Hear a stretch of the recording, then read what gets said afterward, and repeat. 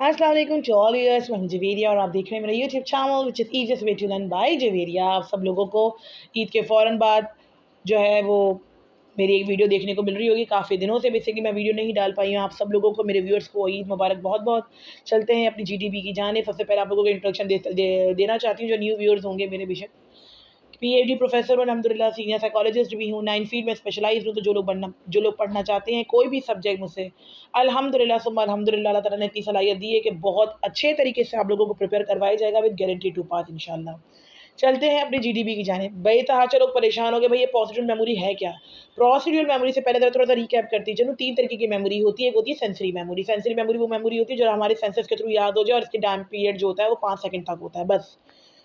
फिर होती है शॉर्ट टर्म मेमोरी। जो चीज़ हमें 10 से 20 सेकंड तक याद रह जाए वो हमारी शॉर्ट टर्म में चली जाती है, और जो चीज़ हमें ज़्यादातर ज़हन नशीन होके याद रह जाए वो हमारी प्रोसीड्यूर यानी कि लॉन्ग टर्म मेमोरी का हिस्सा बन जाती है। फॉर एग्जांपल मैं कह सकती हूँ कि मेरा एक स्टूडेंट जो मुझे भी देख रहा है या सुन रहा है, वो एक चीज़ को एक बार समझता है और फिर दोबारा उसको देखता ही नहीं है, तो वो सेंसरी मेमोरी था जो इंसान वैनिश हो गया, भूल गया।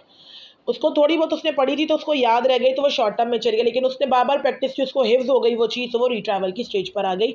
और जो चीज़ रिट्रैवल यानी कि हाफ़ज़े में महफ़ूज़ हो जाए वो आ जाती है लॉन्ग टर्म के अंदर। ठीक है? अब हम चलते हैं प्रोसीड्यूरल मेमोरी। वो मेमोरी होती है जो रिस्पॉन्सिबल होती है इन्फॉर्मेशन को स्टोर करने में। बचपन में शूज़ लेस बाँधना सीखे थे, वो अब तक याद है क्योंकि बार-बार प्रैक्टिस होती रही थी। कार ड्राइव करना 7 साल पहले सीखी थी, लेकिन मुसलसल चलाते रहे तो लॉन्ग टर्म में महफ़ूज़ हो गई कि चलाएँगे कैसे? राइट हो गया? तो प्रोसीड्यूरल मेमोरी वो मेमोरी होती है जो हमेशा हमारे दिमाग में महफूज़ हो जाती है और हम उससे अपने परफ़ॉर्म कर सकते हैं मुख्तलिफ़ टास्क को। प्रोसीड्यूरल मेमोरी वो मेमोरी होती है जो प्रैक्टिस के साथ-साथ और भी स्ट्रॉन्ग होती जाती है। फॉर एग्ज़ाम्पल आपने अगर राइडिंग की थी बाइक की, तो और आप ईज़िली अब चला सकते हो, तो आपने प्रैक्टिस पहले बहुत की थी, तो वो आपके हाफ़्ज़े में महफूज़ हो गई आज। राइट हो गया? प्रोसीड्यूरल मेमोरी स्टोर होती है बेसल गैंग्लिया, ब्रेन के एक रीजन के नाम है बेसिल गैंग्लिया, जो मोटर को कंट्रोल करता है, यानी कि मोटर नर्व्स को कंट्रोल करता है। बेसिल गैंग्लिया इन्वॉल्व होता है इम्प्लिसिट मेमोरीज़ के लिए। जैसे हम रिकॉग्नाइज़ करते हैं फेसेस को, यानी कि ऐसा नहीं होता कि आपके साथ आप रोज़ाना एक बंदे से मिल रहे हो और फिर उसको भूल जाएँगे भई तुम कौन हो।